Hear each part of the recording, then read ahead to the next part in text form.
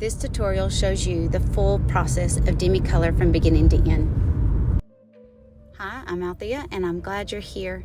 First, we're going to start with toning. Toning helps balance skin color. I'm pretty fair and pale on my lower jaw and on my forehead. So I use this color that kind of gives me some warmth and it balances some of the freckling that I have there with pale skin. Then I'm going to tone the center part of my face where I have a lot of excess color. So I'm going to subtract it with this 03 that helps take out those dark points. And from adding color to the sides and subtracting color in the center, it kind of gives me an overall nice even balance. Now we're going to move on to Sculpt. Switching brushes, this is the bright brush and I'm using the larger end, and I'm just going to use a neutral color. This is the neutral yellow, just underneath my cheekbone to help balance the paleness and hollowness of my cheek. And if you notice, as I apply it, it creates this beautiful shadow naturally. Right at the apples of my cheeks, where my cheeks have fallen, get a little excess shadow. So I'm going to use this NO because anything with excess shadow, use a little orange on it and it helps counteract that and it balances it. Now we're going to add a little more sculpt and warmth to my forehead, basically like contouring, and I'm going to use the NR plus the NO, the red and some orange, to my forehead there at my hairline halfway down. When it comes to picking and selecting the colors, that's what I'm for. You do not need to worry about that. I will help guide you and help you on placement of what colors go where. I added a little bit of sculpt with the NO at the temples where it's a little bit hollow due to age. And then I can use these same sculpts on my nose. I'm using the NY there at the nose tip where I'm kind of red, purplish color, and then I'm going to use a little NO where it's a darker area, it's kind of shadowed and an indentation, so this helps balance that. And together these colors definitely create a nice definition to my nose. I want some definition on my eyelids, so I'm using the NV+1, which adds a little shadow that I naturally have there, but I'm going to extend it above my crease, so this gives the illusion that I have more lift on my eyelid. I love wearing Demi on my eyes. I get the most compliments and people ask me all the time, what color is that eyeshadow? Your eyeshadow looks great. And it's just Demi. Now I need a bit of flush to my cheeks. I don't naturally have flushing on my cheeks unless I'm having a hot flash. I'm using the red 5. When it comes to selecting these colors, you got a little room to play here.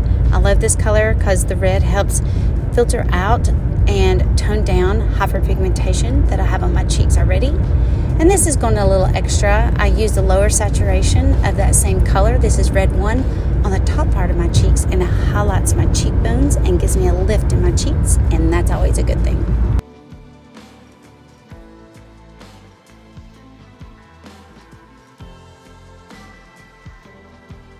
Now it's time to filter.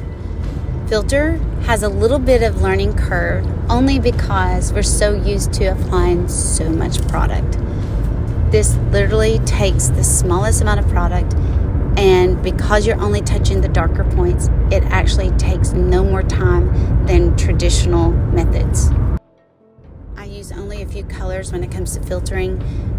Red Orange 3 for hyperpigmentation that's darker than anything else that stands out to me, or freckles that are in a hollow part, a shadow part, like in the hollowness of my eye, which makes it look like a dark circle and like I'm tired.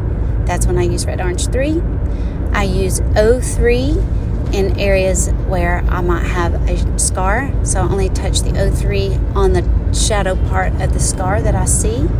And I use 03 for large pores that stand out to me and take up the shadow of those. And I'll use 03 if they have a dark area that seems to need to be brighter, like a shadow. I'll use 03. I'll use NY-1 and sometimes YO1 to take out any areas like broken capillaries, something that has that raspberry or blueberry vibe to it, I will use that color to filter it, like a healing bump, pimple, or broken capillaries, like I said, or a spot of redness. Always wipe off your brush between colors. This helps protect your tins so they stay true to color. And this brush I picked up at Walmart. It's just a small artist paintbrush that's medium length and flimsy. If you get it too short, you end up getting too much product from the tin, and if it's too long, you have no control on the skin. So you just kind of play with it. I think I bought an entire pack for $8. Again, when it comes to color selection and what you need for your skin to create the look that you're wanting, I am here for you. You do not have to understand color science in order to be color matched. You will get graphics that give you step-by-step placement and which colors go where. You will have tutorials sent to you once a month to help guide you, to give you little helpful tips. And I'm always a message or a phone call away. And always taking your head and turn it side to side to get different light to hit in different places. When you're placing a color and it looks kind of pasty or like toothpaste, that is your indicator that it is too light, you have too much product, or you just need to move to more of an orange color. This is a little extra, but look, watch my cheek. Take the RV7, just very lightly, I'm creating a little soft shadow at the apple of my cheek, and it just gives me a lot of pow and lift in my cheeks. Okay, I'm going to do my lips here. Some days I just filter out those little dark points in my lips and then throw on some gloss. Sometimes I go the extra mile and I do all this, but still again, it takes no more time, and the effect and the results that I get is so worth it. When doing Demi on your lips this way, most consider longevity. Well, since there's such little product being put on and it's working with the outer portion of your lips, it shockingly lasts so long. Also using Demi Colour on lips for ladies mature like me and older, it works amazingly because as we age, we start losing color around the perimeter. And when we take this Demi Colour and add a little bit of color just in those areas where we need it, it suddenly gives all of our lip all of that color at one time when we didn't apply it everywhere. My first impression of Demi when I first applied was how it diffuses the look of wrinkles, especially around my lips. It's one of the things that I was just so aggravated about. And with Demi, it's the one thing that I can just take out those little dark melasma freckles around my lips, and suddenly my lines are not as noticeable because those dark points of the freckles is not showing them off. I have never had a makeup just to completely diffuse the look of a wrinkle. Now let's be extra. Let's give us a little pout using one of the Sculpts, the NV+1, very, very lightly and very softly. Don't need a lot.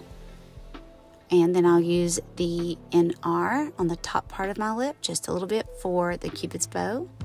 And I will do a little red one right there above my lip, just to kind of give a little bit of light. And that's my Demi Colour process from beginning to end. Total time is 13 minutes.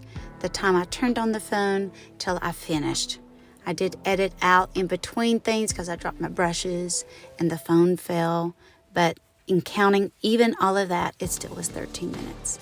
Let me color match you. Go to yes.outtherematchme.com.